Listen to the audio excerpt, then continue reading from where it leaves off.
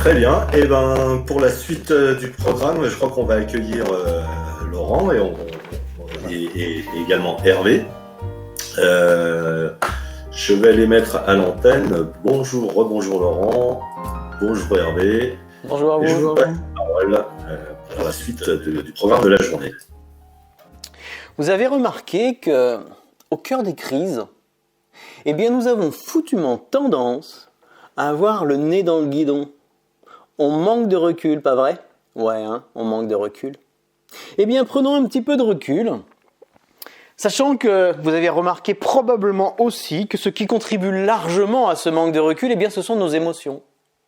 Pour autant, nos émotions, je ne pense pas que le mieux qu'on ait à faire avec, c'est de les refouler.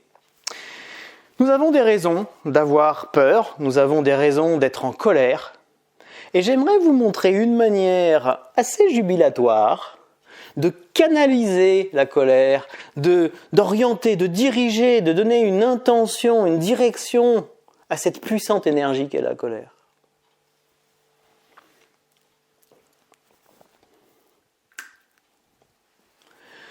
Karate Combo! Ringa ringa pakia! Ouais, Takaiya! Alors, Kamater, j'entends son cri. Ma très chère terre, tu m'es très cher, mais quel est ton prix? Ceux qui te vendent, ceux qui te marchandent n'ont rien compris. C'est pourquoi les marchands du temple n'ont plus rien à vendre dans le temple. Alors, les marchands du temple se sont mis à vendre Le quoi ? Bah oui, parce que les marchands du temple, maintenant qu'ils ont presque plus rien à vendre dans le temple, eh bien ils ont commencé à vendre le temple lui-même.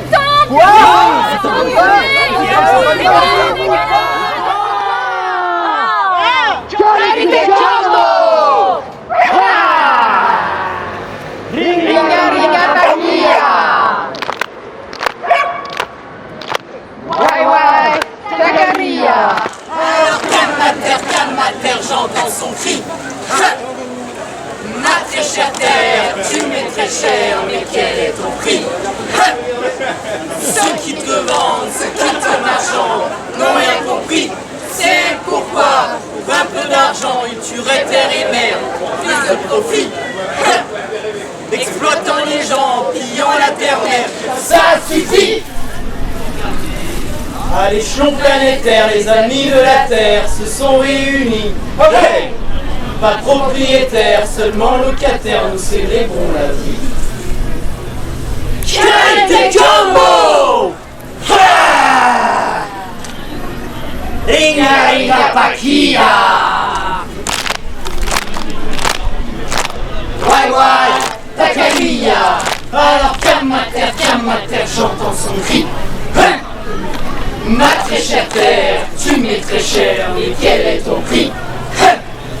Ceux qui te vendent, ceux qui te marchandent n'ont rien compris. C'est pourquoi on ne se bat pas pour la nature. Nous sommes la nature qui se bat. Hey!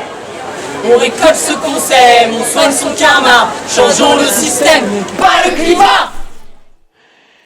Hey. Eh ben, pour la colère, on va dire que ça c'est fait. Est-ce qu'on peut parler un petit peu de la peur maintenant ? Je suis un peu embarrassé pour la peur parce que j'ai tellement de choses à dire. Et puis le hasard du calendrier, comme on dit parfois, a fait que mon dernier bouquin qui traite de la peur, eh bien il est sorti en février dernier, c'est-à-dire au moment où l'épidémie commençait à sévir à Wuhan, en Chine. Bon, hasard peut-être, je ne sais pas. Je ne vais pas faire de lien de cause à effet. Mais comme j'ai pas trop le temps maintenant de vous parler longuement de la peur, eh bien je vais simplement vous raconter une histoire. Un pèlerin vient juste de quitter son village. Il part et sur le chemin, il rencontre une dame vêtue de blanc. Il ne la connaît pas, alors il lui demande qui elle est. « Je suis la peste. » « La peste, mais qu'est-ce que tu viens faire ici ? » « Je viens visiter ton village et j'y ferai 90 morts. 90 morts, mais c'est énorme! Je ferai 90 morts, pas un de plus. Et chacun a repris son chemin. Et puis quelques années plus tard, le pèlerin est de retour. Il entre chez lui et découvre un village dévasté. Les maisons sont en ruine. Les tombes sont recouvertes de mousse. Pas âme qui vive. Enfin, pas âme qui vive. Au loin, il aperçoit une dame vêtue de blanc. C'est la peste. Enfin, tu m'avais promis que tu ne prendrais pas plus de 90 vies. Et mon village contenait plus de 4000 habitants. Plus âme qui vive. J'ai tenu promesse, dit la peste.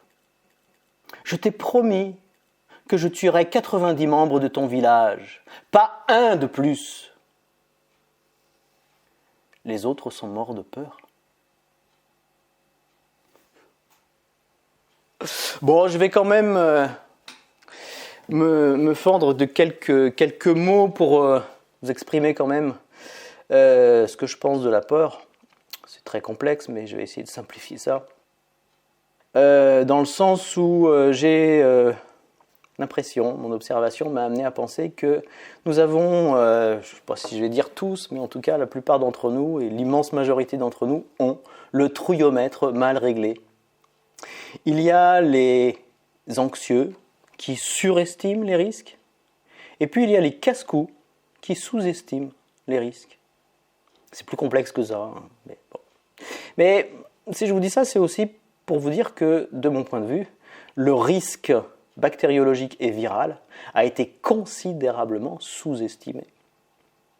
Et ça le rapproche beaucoup du risque nucléaire.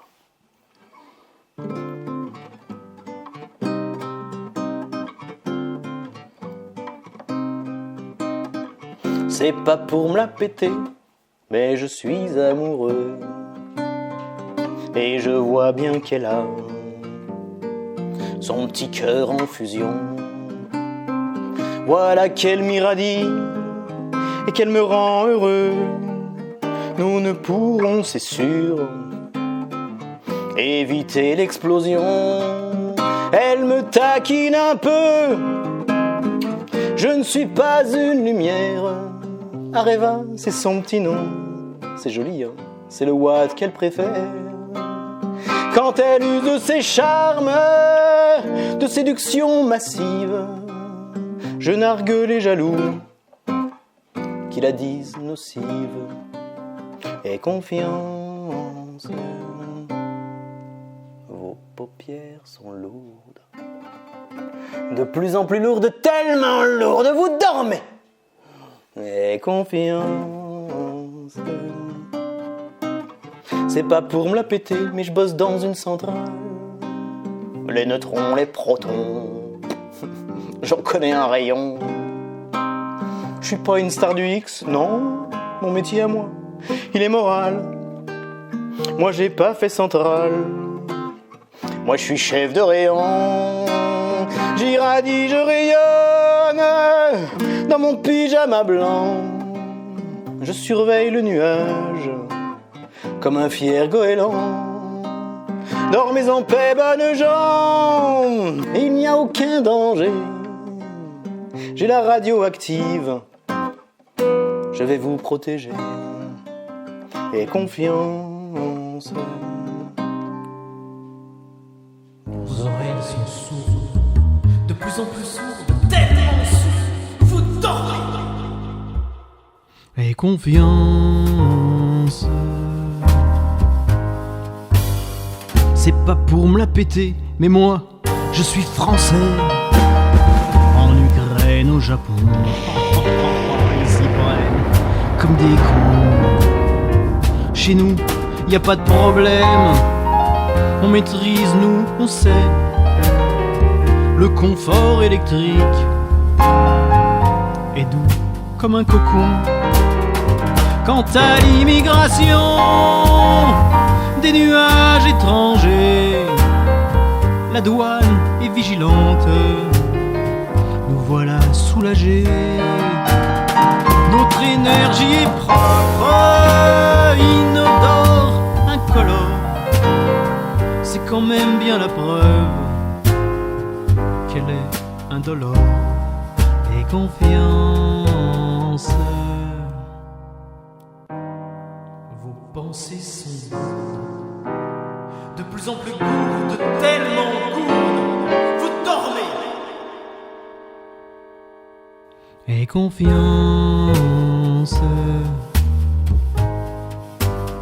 c'est pas pour tout péter, mais mon cœur se fissure. Ce qu'arriva, rêva, arriva, dériva. Les plus folles amours font de cruelles blessures. L'apparence enjôleuse, oh, ce qu'elle l'enjoliva. Je rêvais d'un avenir irradieux, lumineux. Mon choix énergétique s'est avéré ruineux. Je rêvais d'une vie d'ange, mais je suis un humain. Avec tous nos déchets, la vie sera poubelle demain. Allez, prends confiance. Hey, vos esprits sont réactifs. De plus en plus réactifs. Tellement réactif, vous êtes éveillé, mais c'est magnifique. Prends confiance. Pour pas faire tout péter, réagissons maintenant. Réactif aujourd'hui ou bien radioactif demain. Nous devons faire un choix réellement rayonnant et prendre nos destins enfin entre nos mains. Pour 100 millions d'années d'empreintes indélébiles, les apprentis sorciers nous prennent pour des débiles. Être de ceux qui savaient, mais qui ont laissé faire cette responsabilité. Moi j'en fais mon affaire. Et toi? Prends confiance. Souriez. Vous êtes filmé. Attention, ne bugez plus, le petit réseau va sortir. Nos centrales manquent de lumière, l'énergie nue est claire. Errare uranium est, sortons du nucléaire. Errare uranium est, perseverare diabolicum. Sortons du nucléaire, sortons du nucléaire. Eh bien, sur le quart d'heure qui m'était imparti, il me reste quelques minutes pour vous raconter brièvement une légende que je pense vous serez assez nombreux à reconnaître.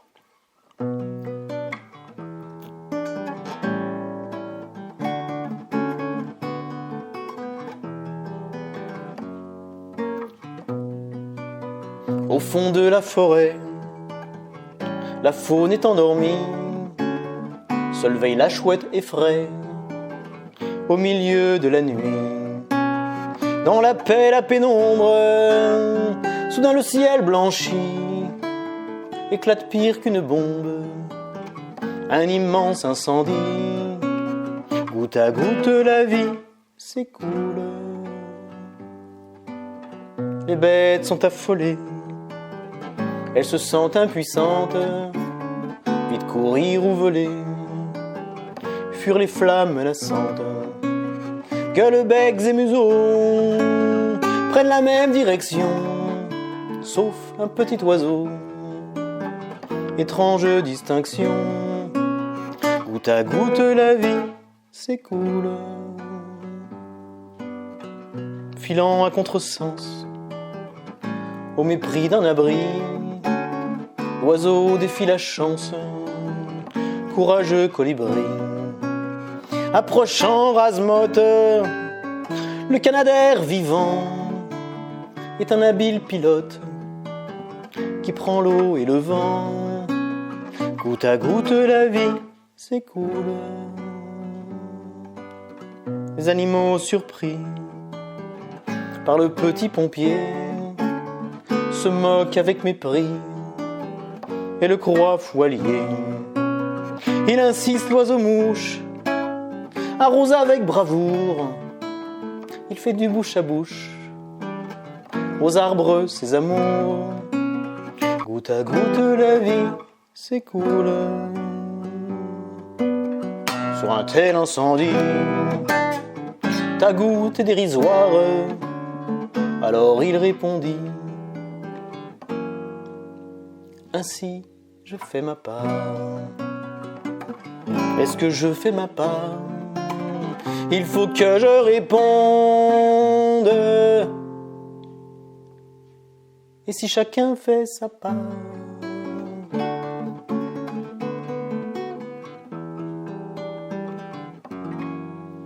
Nous éteindrons l'incendie du monde. Goutte à goutte la vie s'écoule. Goutte à goutte la vie, c'est cool.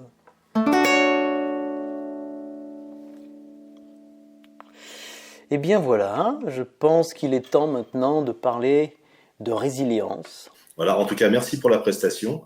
J'invite également Jacques, qui va vous présenter, puisque au-delà d'être artiste, musicien, animateur, je crois que vous allez également développer maintenant un thème de conférence. Donc, je te laisse la parole. Je n'ai plus à vous présenter, par contre, je peux présenter le thème. Oui, parce que je vous rappelle qu'on a semé du blé ancien et que à cette occasion-là, on a expliqué, d'ailleurs, lors des campagnes, on a été reçus par les candidats pour expliquer qu'au-delà, justement, de pourquoi on fait ça, c'est parce que pour assurer une certaine autonomie, pour assurer une certaine sécurité, une robustesse, c'est-à-dire de pouvoir résister aux aléas, et donc, ce qui s'en vient derrière, c'est la résilience, c'est-à-dire comment réagir face à un aléa.